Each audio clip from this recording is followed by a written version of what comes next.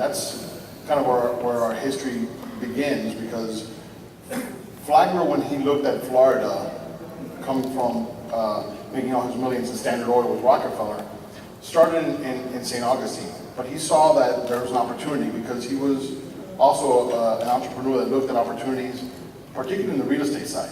So it's unique that we're talking about all over Florida, and it's going back into the future, if you will, because you've got Henry Flagler, who established all of the east coast of Florida with his hotels, and he brought the rail to each of his hotels to serve his customers.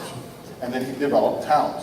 And in 1896, he brought his rail all the way to Miami and established what Fort Dallas was into Miami. In fact, they thought they would name the town after Flagler, and he didn't want the honor, so he actually named it Miami after an Indian name. And with all that, what happens years, almost a century later, is passenger rail stopped running in the 1960s. And ever since it stopped running, we've been talking about in Florida, how do we get passenger rail back?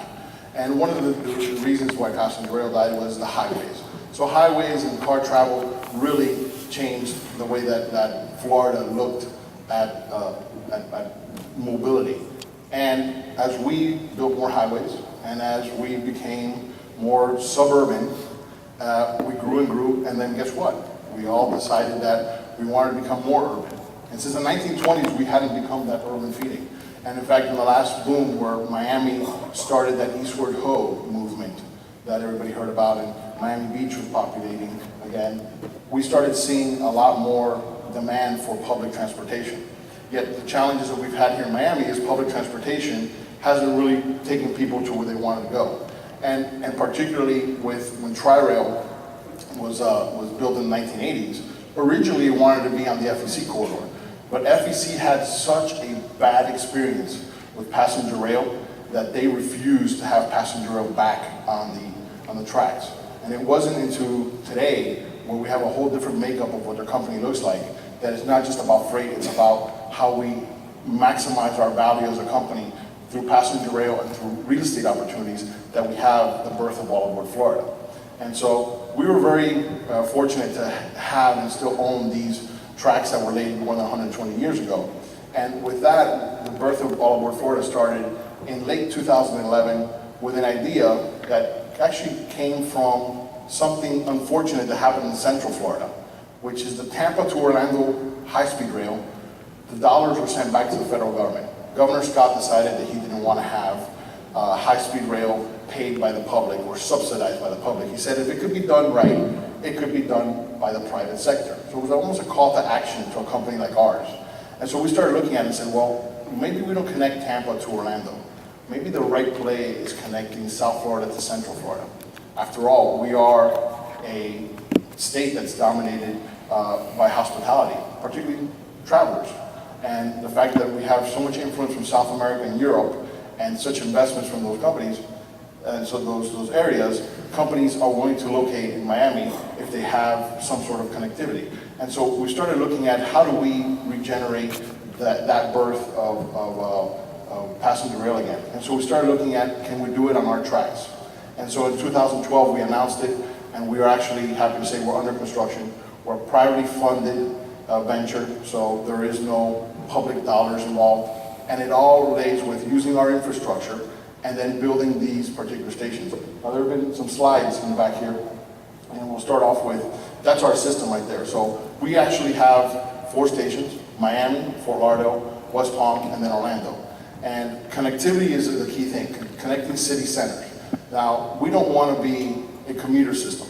Tri-Rail is not our competition, it's actually our complementary system. In fact, Tri-Rail will now, we're having announced, we've actually figured out a public funding for them to be able to start running on the FEC at the same time that all aboard starts.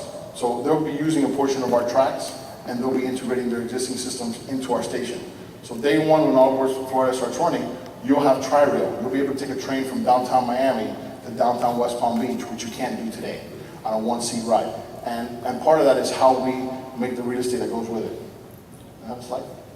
And so downtown Miami is our signature Grand Central Station, if you will. It's going to have 3.5 million square feet. It's mixed use. We talked a little bit about the other two projects about connectivity and walkability. Well, this will be the heart of it. This will have the connections to 2 Metro rail stations, 2 Metro mover stations, ultimately Tri-Rail. We're going to have about 800 residential units from the first phase. We have a super tower, which will come out of the ground. It won't be as tall as Swires, so they'll still have the record. But it'll be the tallest on this side of downtown. And this side of downtown is a great opportunity for real estate. If you really look at what's been around us, it's all government buildings. It's really a place that at 5 o'clock, nobody goes. And so this is actually a great part for the rebirth of that area of downtown. Everything along the water has grown up. Now we're seeing the western part have an opportunity to grow up because of this central project, and have the connectivity of having an entertainment complex as well. So this will be a destination. This will be a place that you go to, even if you're not going to Orlando. So this will be a complex that will have a big entertainment component to it, a big hospitality component to it, and then we'll also have offices. We're proud we're coming out of the ground with the 3 towers that are going to be over the station, and those will be ready, not in the beginning of the station opening in 2017, but a little bit later towards the end of 2017, and we'll have offices there, and we have some great announcements and some great companies that have chosen, again, to look at all of Port Florida because of the fact that they want to be car free. There are companies that say, you know, I have employees throughout the region, I don't want them driving I-95. I'd rather put them on a Tri-Rail train, pay for their pass, and have them come straight to work than have to fight work. It helps with productivity, and it helps with that connectivity. At the same time, we connect to Metro Mover, so we connect to Swires, Brickell City Center. Ultimately, Tri-Rail is going to run up our coastline, and there'll be a stop in Midtown in the design district. We stop right by Dev's place up in Fort Lauderdale. So connectivity is key. And then ultimately, you talked about the project up in West Palm Beach. Well, in downtown West Palm, if you look at an aerial, it's 2 places where Tri-Rail and FEC actually are the closest together.